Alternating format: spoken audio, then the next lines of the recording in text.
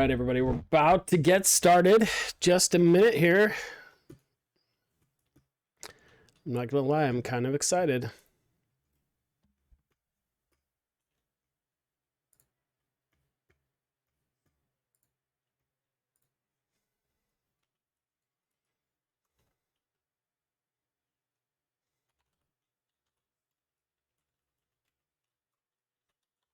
Baxter 900, how you doing, man?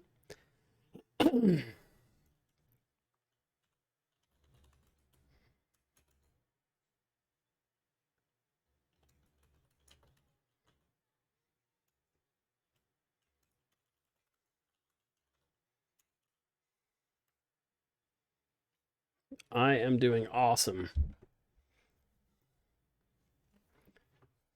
Mood Kip, how you doing, buddy?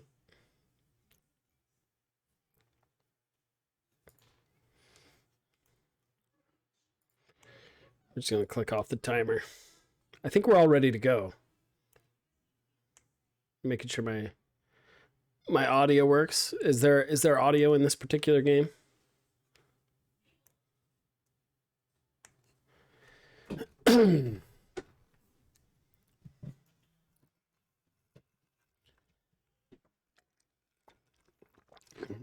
Mood Kip said on the way from train. No audio. That's awesome. So, for anybody watching, this is a first play prototype from the graduate teams that just formed Tuesday.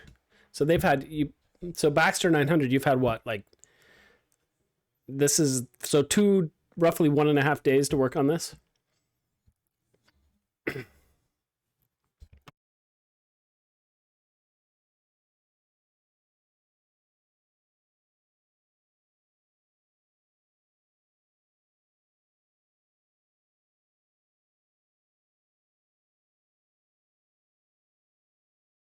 And a half days of work.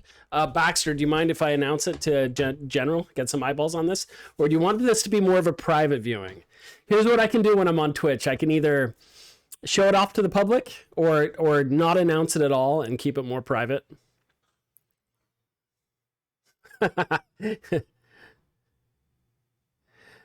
Bogu242 says 1.5 days. It had better be perfect. I love it. So true. No, the only reason I wouldn't want it private, I actually get really excited about prototypes giving people early access to games that are being created. And also it makes my students a little bit nervous, but it's really fun to see like just the spark, the very beginning of a game. And then what's fun is now I will have video documentation of the whole process all the way through until May of next year when this game is completed. So that just kind of makes me super happy. So Baxter 900 says, we also split off into various different prototyping pursuits. So this is basically a one-person prototype. We have several other prototypes, but they're not ready at the moment. Okay, hold on. I'm going to announce this because this is fun to talk about from an educational standpoint, the different approaches that different teams take on their games. So before I go into detail about that,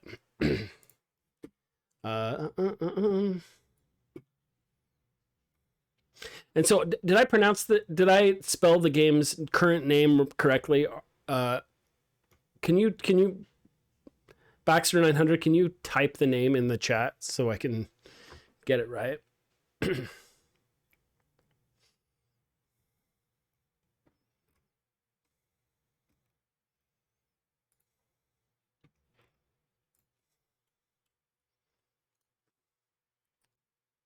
The C and the F. Articifer. That makes so much more sense.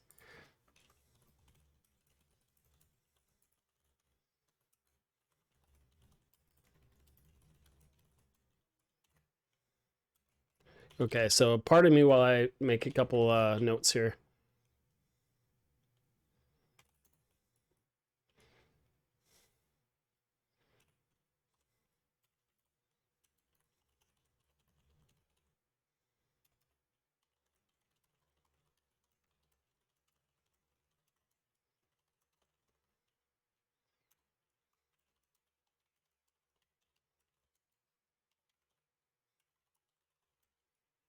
Okay.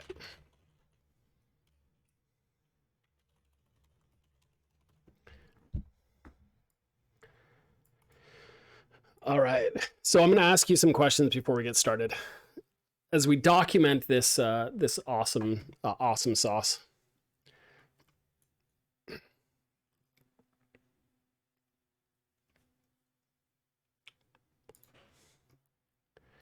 And just for fun, I'm making another announcement.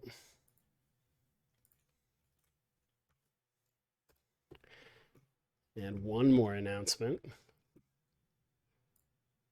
Once I have permission, I just can't stop. Can't stop. Plus, this will give people a chance to pop in really quick. Okay, Baxter 900 says I can be in a voice call with you if you want. Sure, let's do that. What should we do? Should we do Slack? Should we do Discord? I'm a bit of a Discord noob. If I do a voice call on Slack, will that work for you?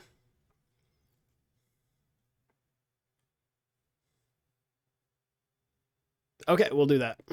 Okay, one moment here.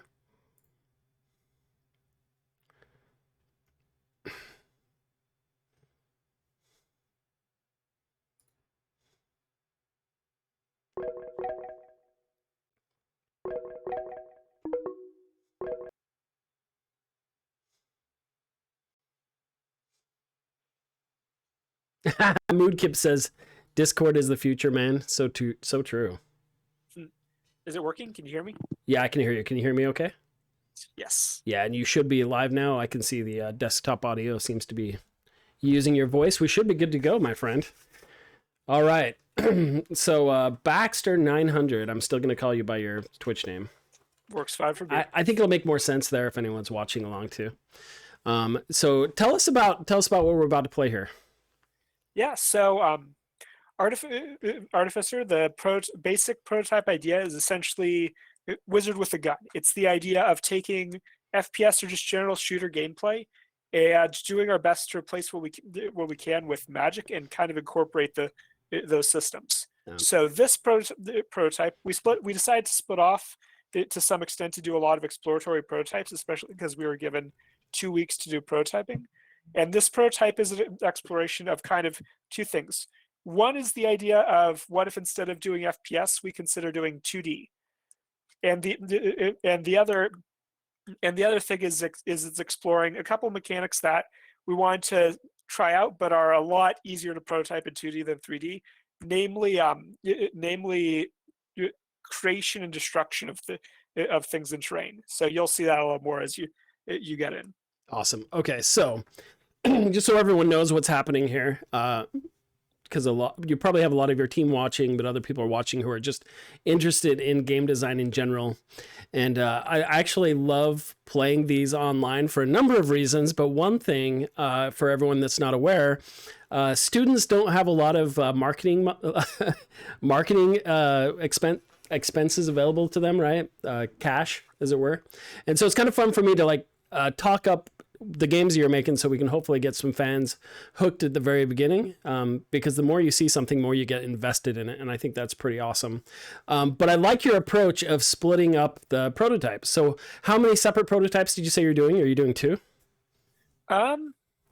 It's kind of ambiguous. We have the way we're essentially doing it is that we have one core prototype, which is our safe bet. It's how we think it's how when we think of the game, how we think it's going to go. And then we have and then we're splitting off doing very short exploratory prototypes like this one, with the goal of being that they only last a day or two. So this one is done, and unless we decide otherwise, we're probably not we might take mechanics from it, but we're probably not actually going to move forward and develop it anymore. Oh, I love that. The idea of those exploratory prototypes is to kind of farm out mechanics and try things that we wouldn't otherwise in that main core idea that we're kind of considering, so that we can take what works and backport it or even replace entirely with the core ideas. Yeah, I actually love the modularity of that. So you can kind of pick and choose the aspect of what works, and you're saying kind of merge those into the general idea instead of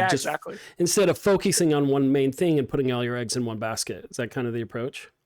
Yeah, That's really smart. So Moodkip might be interested in this because that's a former student of ours as well who recently graduated. I won't say any more information than that. But in the past, what we've done is we've had our students do these rapid pitches, come up with a game idea, and then just give them 1 week to kind of just really prove out that concept with a prototype. And then many times we'll actually have them repeat the process over a couple of weeks. So we have just a lot of prototypes. So we're kind of changing things up just a little bit and allowing a little bit more time for prototyping, which makes me excited to hear that you guys are being a little bit more formulaic with, or a little bit more process driven, trying new things and creating some systems to help you achieve a better goal. So that makes me super excited for this. And thank you for letting me test out an early prototype. A lot of the times they are early, and so it's a little bit very early. It's a little bit nerve-wracking to show this. So this is only 1.5 days being worked on. So we formed teams on Tuesday after deciding on the pitches. So your team, and how big is your team? Our team is, let me go count the members of Discord, 6 people. 6 people. So a 6-person team. So I'm excited. So we're just going to fire this up. And just so everyone's aware, when I play test, a lot of the times I tell my students, Moodkip asked a question for you, Baxter. How do you plan to determine a successful implementation? It's mostly going to be by what the team likes. So for example, as you're going to see, while the 2D does actually work fairly well, the team has an interest in pursuing FPS. And as we all know, if the team is interested in something, it's going to turn out much better. So as a result of that, even though the 2D does seem fun in this, we did decide that we're not going to pursue that because the team has more interest in it. So it's mostly what we think is fun and what just kind of works. There's no strict thing that we go, yes, this is successful, or no, this isn't successful. It's what feels fun, what other people think feels fun. Okay. It's fun. What we think we could build an interesting mechanic around, the mechanic and gameplay around. So some of the things in here, which I'm not going to say yet, Gabe, because I want to hear your feedback before I say it. But we are likely not going to bring forward because because while they're kind of interesting in some ways, we don't think we could successfully make them into an intriguing gameplay mechanic. So okay, I want to hear your feedback before I tell you what exactly those things are. No, that sounds great. So if I'm hearing you correctly, you're testing out some mechanics in 2D to be implemented into 3D? Yeah. Awesome. Okay, very cool. Okay, so I'm just gonna hit. So I do have some. I did get some instructions on controls. AD to move, space to jump, left click to shoot. So I'm going to be looking at those. Other than that, this is a blind playthrough, right? So part of it, what I would even recommend, only give me advice that's critical for me to like play it. But other than that, I would say most of the time during these, I will try and talk as much as I can, but mostly it's just a play test, right? So you're just seeing how well I do at it. So here we go. I So only gave you the controls because they're a bit nonsensical and there's no indication of how it works right now. All right. So everybody watching 2D Artificer prototype, this is the world premiere of the future student award-winning game, currently named Artificer. Names always change.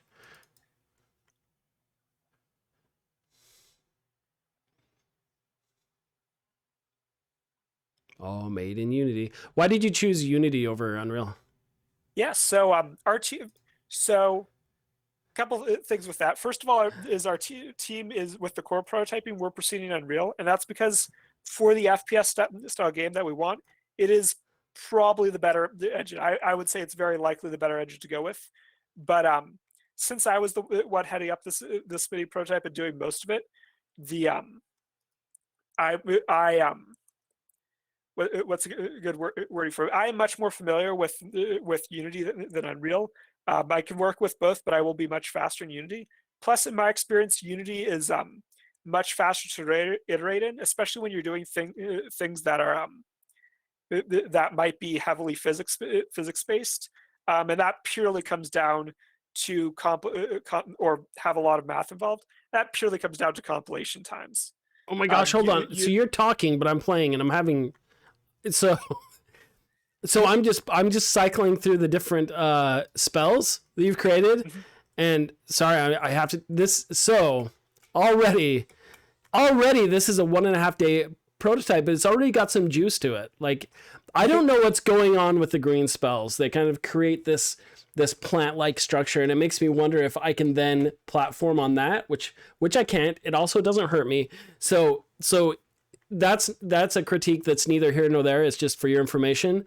But I immediately wonder what else you can do with that. Like you have these tendrils. Yeah. Like this is a super early prototype, so already I'm running. Okay, can I shoot that out and maybe those tendrils will grab other enemies? Maybe they'll lift a platform up. So everything else seems to be on destruction, right? So I'm flicking through these.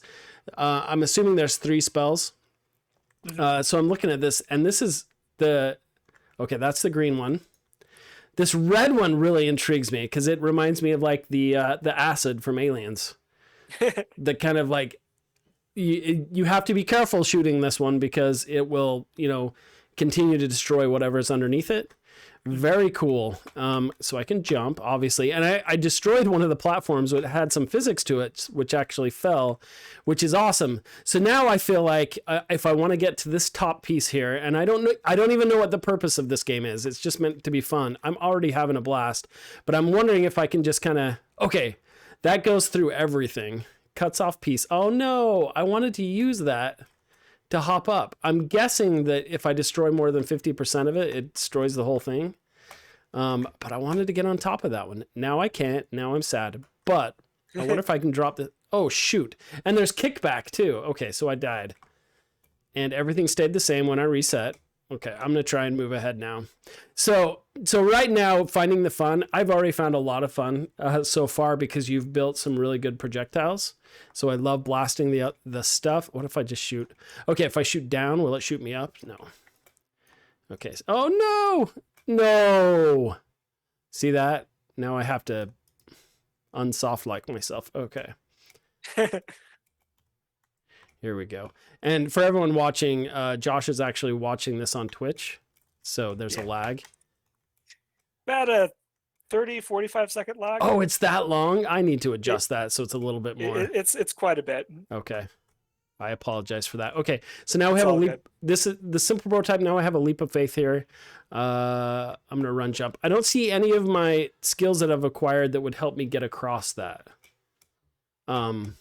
I don't think there's anything on the other side. I don't think it's actually leap of faith. I think it's just I stopped making the level there. Oh, okay. Because I'm not very good at level design. You know what? This works. This is a good little playground. So already, I'll tell you the one I'm drawn to is this spray shatter. So looking at those 2 spells, they're both intriguing. Both of those knock out. For the spray shatter, real quick, do you mean the blue one? Yeah, the blue one. The one that I can just spray it out. Right. All right. Holy crap, what happened? Oh, I fell. That's awesome. Oh, wait. Wait. I think I can get further. Gotta try this.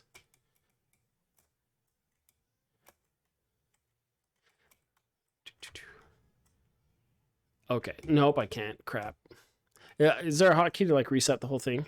No, you have to restart. You have to restart it fully. Okay, well, let's restart it.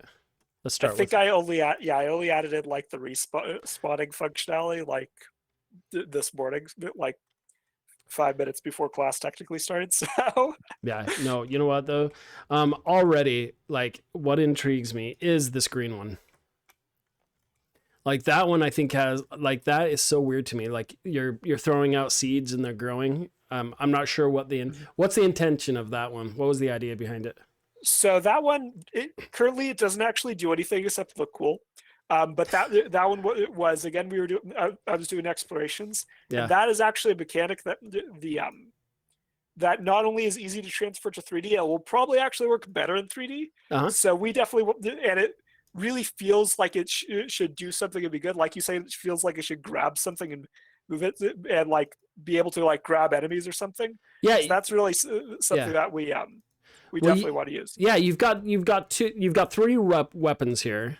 One isn't really a weapon. That like right now I'm just decorating with it because it's kind of cool.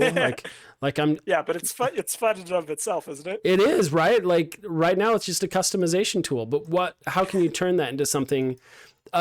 like now my question is, how could you turn that into something both destructive and creationary? Like you can Yeah. create or solve a puzzle with it, can do different things. Because and then the other two are just very similar. They're both fun in their own right. Mhm. Yeah. My initial thoughts with the vines are the twofold. One is that they could serve as platforms, especially if I make the expansion a bit more controlled than it Uh-huh. currently is. And Yeah. then I didn't do that in this because due to a technical limitation with how Unity does it does 2D meshes, Uh-huh. it actually would the 2D mesh collision. It actually would be more work to add in collision in 2D than it is in 3D. So Right. that's a little bit of weirdness where it's just nobody expected really expected you people to use the 2D skeletons like I'm using them here. And the other thing is it would make a good stun or root ability for enemies, especially with after those vines are done growing. There's nothing that stops us technically from making them move again.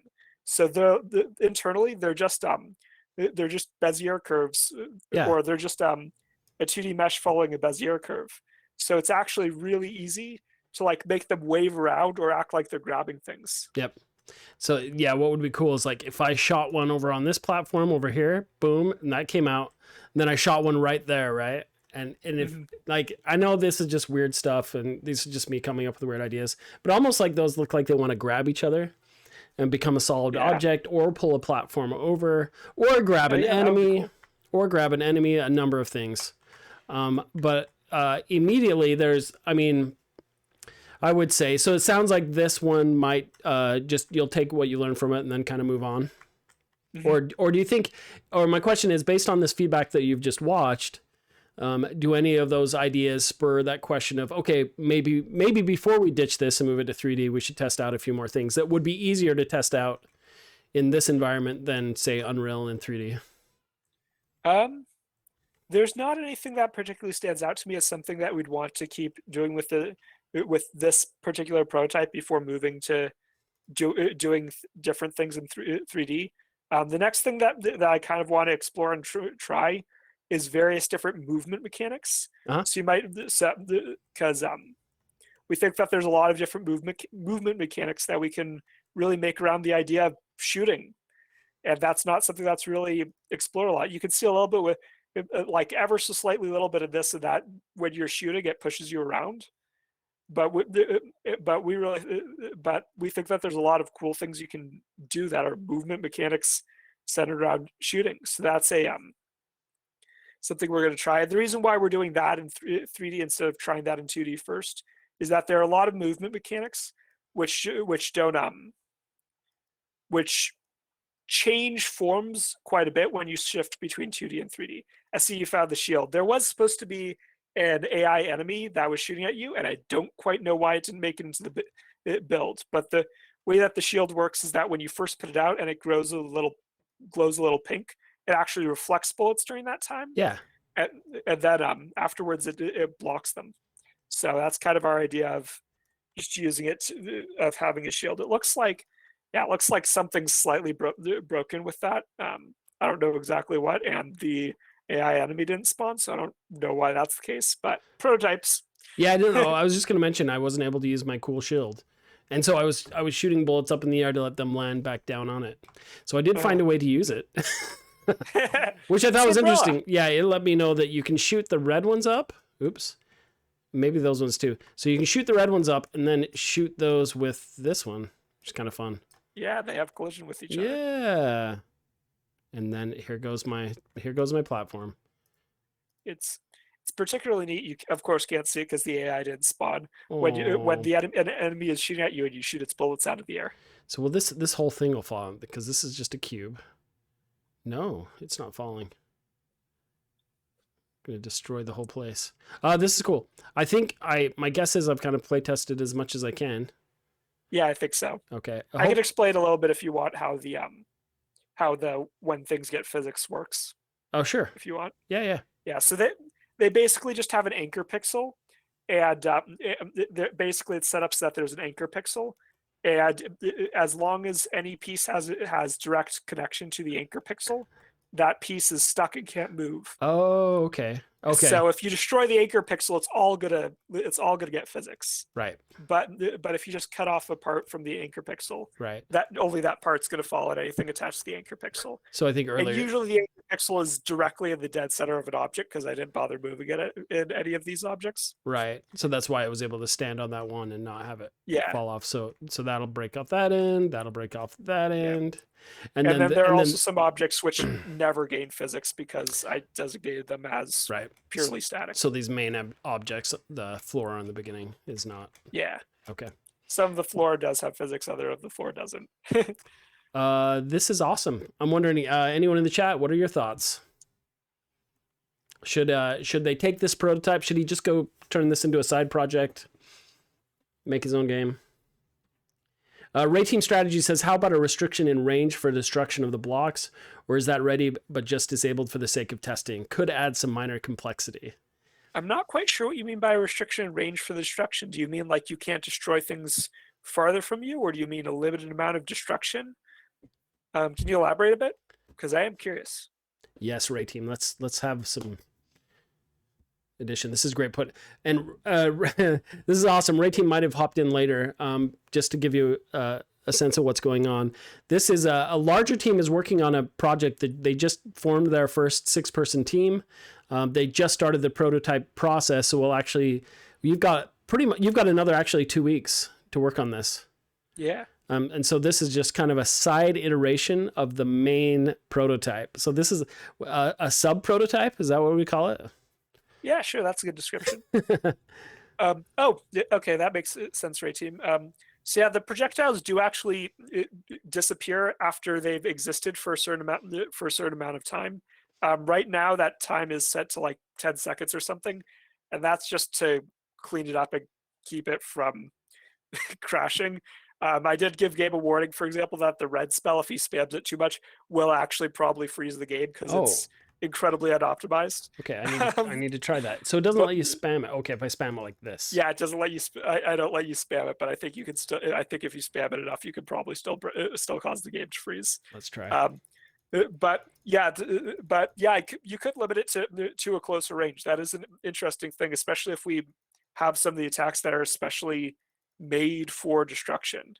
The red one is kind of made for destruction, and we limit the range, and we don't really limit the range. Instead, we limit kind of its ability to hit things reliably because of how slow it travels in the air. So that's it.